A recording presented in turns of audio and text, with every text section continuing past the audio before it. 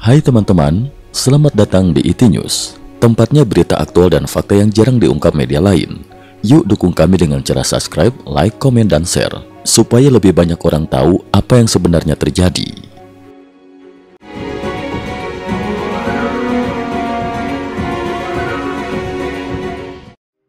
Salam pemirsa.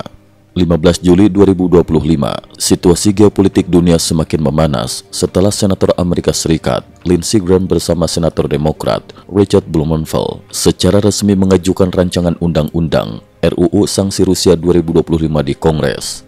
RUU ini memberikan kewenangan khusus bagi Presiden Donald Trump untuk menjatuhkan tarif sekunder dan sanksi ekonomi terhadap negara-negara yang tetap mendanai perang brutal Vladimir Putin di Ukraina.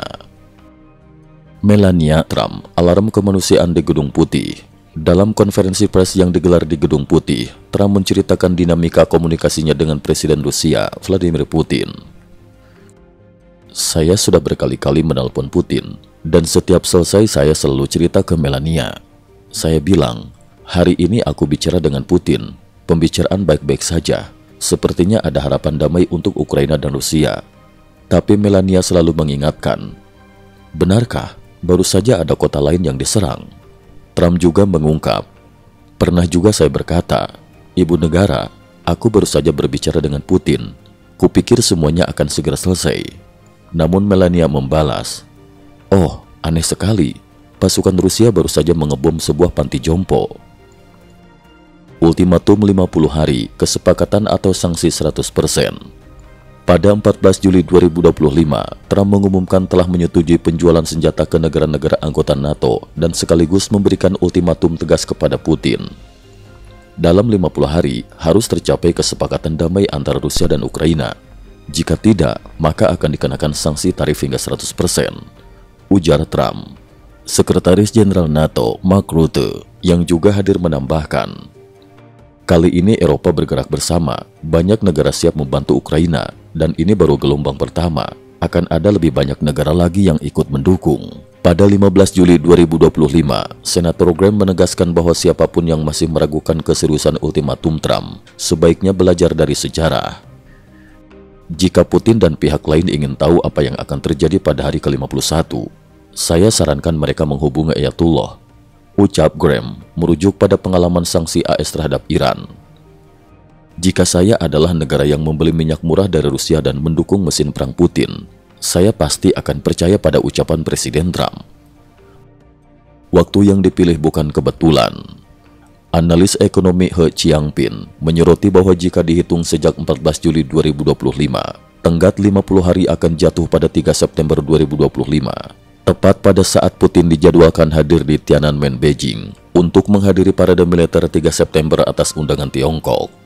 Trump benar-benar tahu memilih waktu, ujar He Jiangping. Topik ini segera ramai diperbincangkan di dunia maya. Banyak netizen bertanya-tanya, apakah Putin tetap akan datang ke parade militer di Beijing, mengingat gaya Trump yang kerap penuh simbolik dan kalkulatif.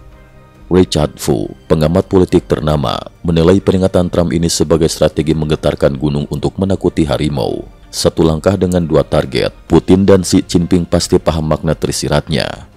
Respon mereka saat ini masih dalam tahap observasi penuh, namun bisa dipastikan negosiasi keras sedang berlangsung di belakang layar.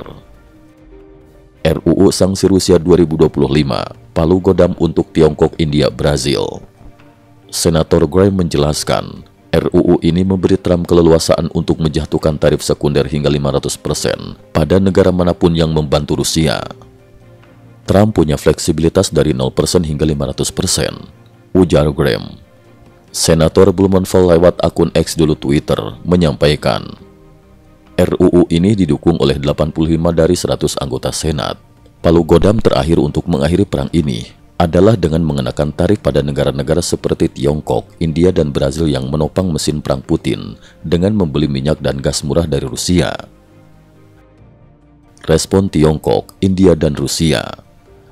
Pada 15 Juli 2025, juru bicara Kementerian Luar Negeri Tiongkok, Lin Qian, menanggapi tegas. Kebijakan sanksi sepihak tidak menyelesaikan masalah. Tiongkok menentang segala bentuk sanksi sepihak dan yurisdiksi ekstrateritorial. Menteri Luar Negeri India, Subrahmanyam Jaishankar, juga berkomentar, "Kami selalu berkomunikasi dengan Senator Graham. Jika ada masalah, kami akan menyelesaikannya bersama." India menegaskan posisinya sebagai negara non-blok yang berupaya menjaga hubungan dengan semua pihak. Dari Moskow, Wakil Ketua Dewan Keamanan Rusia, Dmitry Medvedev, menulis di media sosial bahwa ultimatum dramatis Trump tidak dihiraukan oleh Kremlin. Sementara Menteri Luar Negeri Rusia, Sergei Lavrov, menanggapi santai, 50 hari, dulu juga pernah ada ultimatum 24 jam, pernah juga 100 hari, semuanya sudah kami lewati. Tiga sumber berbeda menyebut, Putin yakin kekuatan ekonomi dan militernya cukup untuk bertahan dari tekanan Barat. Bahkan ia siap melancarkan serangan balasan besar-besaran dalam beberapa bulan ke depan. Bagi Putin, tujuan strategis Moskow jauh lebih penting dibanding kerugian ekonomi, sehingga ia tidak gentar dengan ancaman AS kepada Tiongkok dan India terkait pembelian minyak Rusia, ujar salah satu sumber.